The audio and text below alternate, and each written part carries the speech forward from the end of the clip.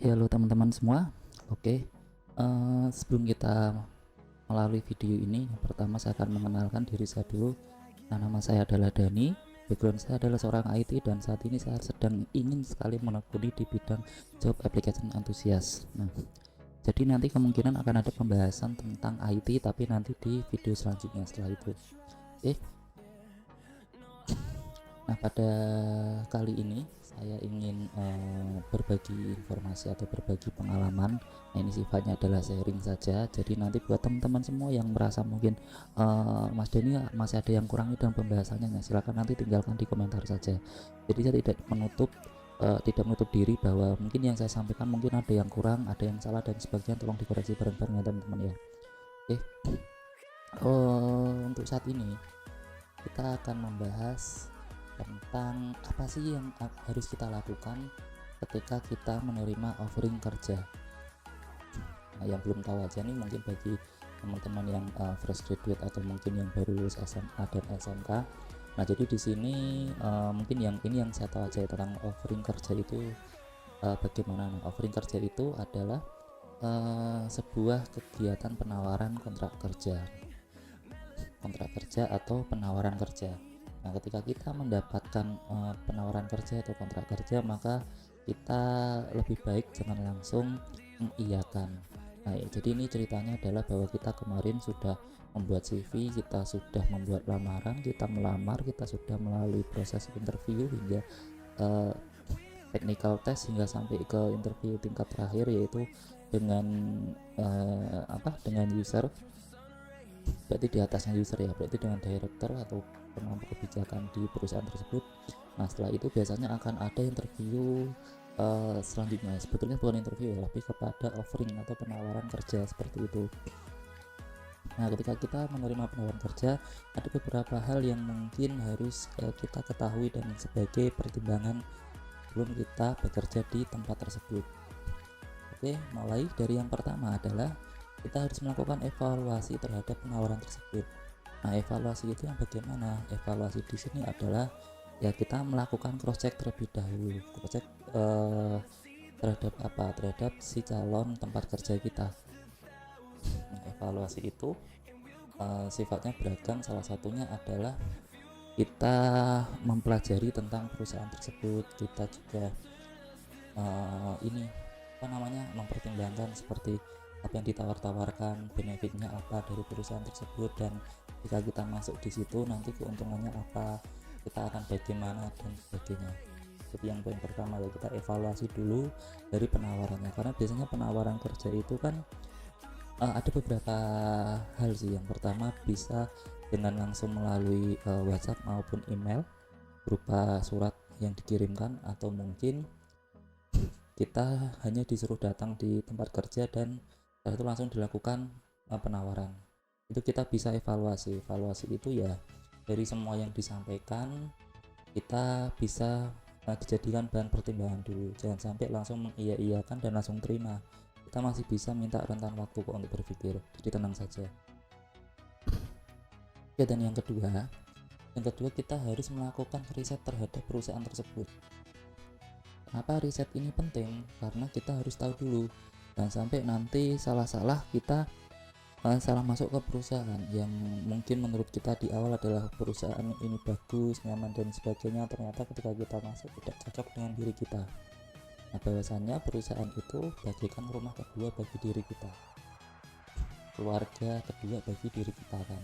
Dan ya bayangin aja, kita dalam siklus kehidupan kita sudah waktu itu habis di tempat kerja sebetulnya kalau mau kita tahu ya. Kita berangkat pagi, pulang sore, bahkan ada yang sampai petang, sampai rumah paling ketemu keluarga cuma beberapa jam, setelah itu masuk ke kamar tidur, dan itu terus berulang. Bahkan siklus kehidupan kita itu paling banyak habisnya di tempat bekerja. Maka dari itu kita harus tahu betul bahwa perusahaan itu bagaimana, beluknya bagaimana, setelah itu lingkungannya bagaimana, budaya kerjanya bagaimana dan sebagainya. Dilakukan riset terhadap perusahaan tersebut dulu. Itu poin keduanya.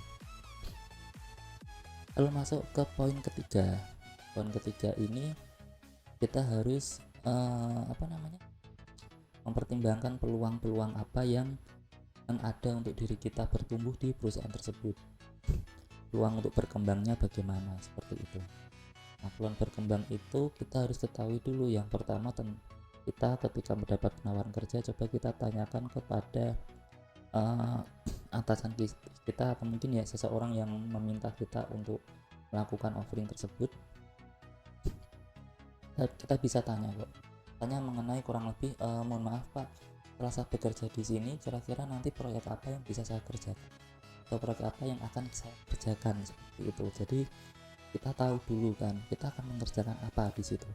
Nah, terus setelah itu kita bisa tanya juga, kira-kira tim saya bagaimana, orangnya seperti apa. Kenapa? Karena di situ juga penting kan. Nah, tim itu kan seperti keluarga kita yang nantinya hidup bersama kita di perusahaan tersebut, dan itu yang paling lama dengan diri kita dalam siklus setiap harinya kan. Setelah itu kita juga harus mempertimbangkan bahwa di perusahaan tersebut itu ada pelatihan apa tidak. Nah, seperti itu ya, kita bisa bertanya sih, mungkin seperti maaf Pak, ketika saya di sini di perusahaan ini ada pelatihan tidak untuk perkembangan perusahaan menuju ke depan yang lebih bagus, seperti itu. Nah, pelatihan yang bagaimana? Nah, pelatihan di sini bukan seperti saat kuliah ya. Jadi kalau kuliah ada pelatihan, seminar dan sebagainya, sifatnya tidak seperti itu. Pelatihan di sini adalah pelatihan untuk perkembangan perkembangan karyawan. Macam-macam pelatihan itu yang biasa terjadi, diantaranya pelatihan tentang ISO itu apa? Nah, ISO 9001 yaitu pelatihan tentang pelayanan mutu dan pelayanan atas karyawan terhadap customer, terhadap klien dalam segi bentuk apapun. Itu juga ada salah satu bentuk pelatihannya. Lalu juga ada pelatihan yang lainnya, sebetulnya macam-macam sih. Nah, kita bisa melihat perusahaan tersebut sering tidak melakukan pelatihan tersebut untuk peningkatan kualitas karyawan, seperti itu. Atau kalau tidak, kita harus tahu dulu perusahaan ini dia membuka diri atau tidak, aware atau tidak kalau karyawan tersebut mengikuti pelatihan lain di luar pekerjaan. Nah, seharusnya kalau seperti itu perusahaannya diuntungkan ya, harusnya seperti itu. Sebagai contoh gini, saya di perusahaan yang lama saya sering malah melakukan yang kedua ini, karena saya rasa di perusahaan saya kan jarang melakukan pelatihan.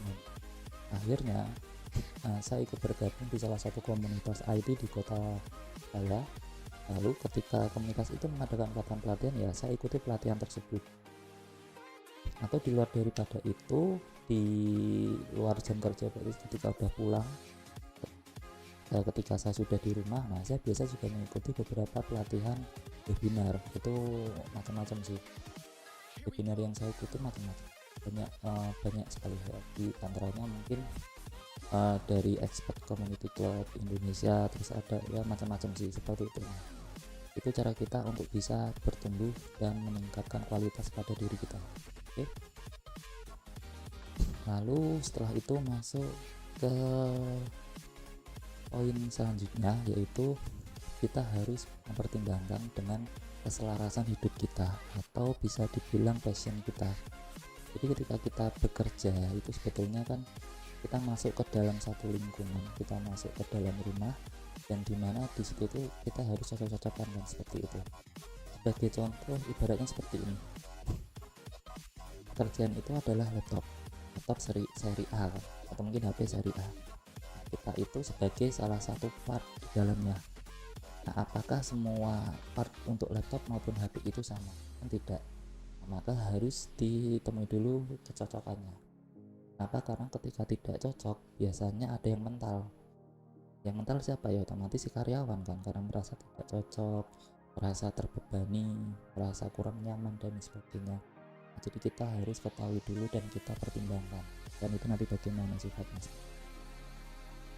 Nah, ya sebagai contoh saya pernah mengalami juga. Jadi saya pernah mengalami, saya bekerja di sebuah perusahaan dan itu hanya bertahan 1 bulan. Apa hanya 1 bulan? Karena saya merasa saya tidak cocok nih. Karakter saya adalah karakter dengan kegiatan yang sudah disetting untuk kegiatan monoton kesehariannya. Karena sebelumnya saya adalah di manufacturing kan, di mana manufacturing itu semua sudah dilakukan secara monoton. Ada dokumentasi mulai dari dokumentasi harian, dokumentasi bulanan, dan dokumentasi tahunan kan. Dan nanti outputnya adalah sasaran mutu ke KPI, Key Index Performance, yang seperti itu. Nah, dan saya setelah itu pernah sebelum yang di sini berarti pernah switch juga di satu pekerjaan. Setelah dari yang perusahaan manufaktur tadi, saya diterima di sebuah pekerjaan ya perbankan kayak kecil, bisa kita bilang koperasi lah seperti itu. Dan saya merasa saya tidak cocok karena di posisi koperasi tersebut sebagai IT itu tuntutannya jauh lebih besar, dan di situ juga tidak memerlukan dokumentasi IT. Nah, ya mungkin di IT salah satu teman-teman mungkin tidak seperti itu ya di bank teman-teman, tapi waktu itu saya menemui keadaan seperti itu dan menurut saya itu tidak cocok bagi diri saya.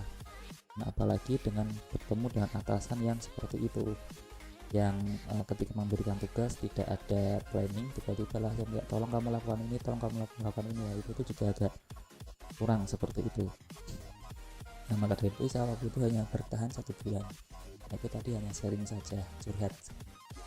Tapi semoga dari cerita saya ini bisa bermanfaat bagi teman-teman. Oke, lanjut.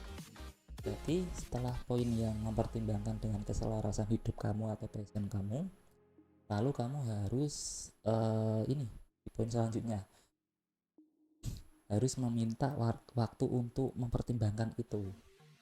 Jadi kalau kita mendapatkan ini mendapatkan tawaran untuk offering kan biasanya kalau yang lewat WhatsApp atau email itu biasanya kan minta jeda waktu kan.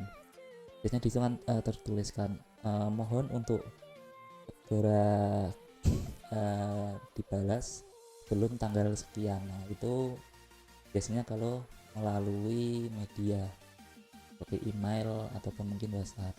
Nah, tapi bagaimana ketika kita offeringnya adalah ketika kita langsung datang di tempat lalu ngobrol dengan yang bersangkutan untuk penawaran ini bagaimana dan sebagainya. Nah, itu tentu yang harus kita lakukan adalah kita meminta jeda waktu dulu.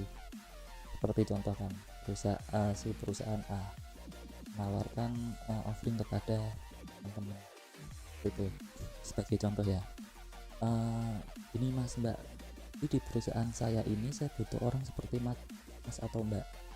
Nah, tapi kita juga butuhnya cepat. Nah, kira-kira mas dan mbak ini bisa kapan ya segera untuk bergabung ke perusahaan kami, karena kami sudah sangat butuh sekali orang-orang untuk di posisi tersebut. Terus sebagai contoh ya, di situ kita bisa ini menjawabnya dengan kalimat yang bersifat tidak menolak tapi meminta waktu. Nah, dan di sini sifatnya kita bukan nge-PHP-in ya. Sebagai contoh ini gini, iya pak bu, untuk bergabung mungkin saya bisa segera mungkin, tapi saya butuh waktu di sini untuk mempertimbangkan, untuk saya berkoordinasi dengan keluarga saya. Setelah itu untuk saya memastikan bahwa saya benar-benar layak apa tidak untuk bekerja di sini, dan banyak hal yang mungkin harus saya pertimbangkan. Itu jika kita beralasan karena memang lokasi tempat kerja kita dan rumah itu dekat. Nah, tapi bagus lagi atau mungkin bersyukur bagi teman-teman yang mungkin jarak tempuhnya agak jauh. Nah, kalian juga bisa menjadikan itu sebagai bahan alasan untuk meminta rentan waktu untuk mempertimbangkan itu. Jadi seperti itu. Nah, yang jelas pertimbangannya sebetulnya bukan hanya itu saja sih, kita harus mempertimbangkan juga ya tadi itu dengan jarak tempuh, setelah itu dengan gaya hidup. Jadi di perusahaan kalian itu lingkungannya bagaimana, gaya hidupnya bagaimana, kita harus mempertimbangkan. Nah, terutama bagi kita yang ngekos, jadi seperti saya ini yang ngekos, jadi kita harus perlu pertimbangan juga, seperti contoh biaya kehidupan atau biaya makan dalam satu hari di lingkungan dekat perusahaan itu bagaimana. Nah, kita harus mengetahui itu, biaya dalam satu kali makan kira-kira habis berapa, dan diakumulasikan kalau dalam 1 minggu berapa, dalam 1 bulan berapa. Nah, belum lagi kita juga harus berpikir seperti biaya laundry dan sebagainya. Nah, jadi itu sifatnya sharing seperti itu ya.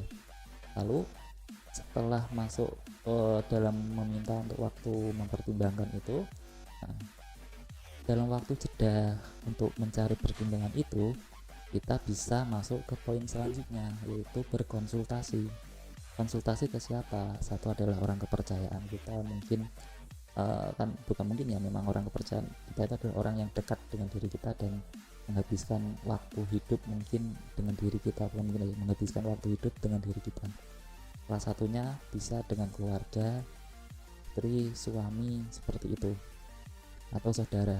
Nah, kita minta pertimbangan mereka, pertimbangan kepada ibu, bapak, bu, pak, kalau seandainya saya bekerja di perusahaan ini, menurut bapak dan ibu bagaimana? Yang saya ketahui lingkungannya seperti ini, orang-orangnya seperti ini, dan peluang saya seperti ini, gitu.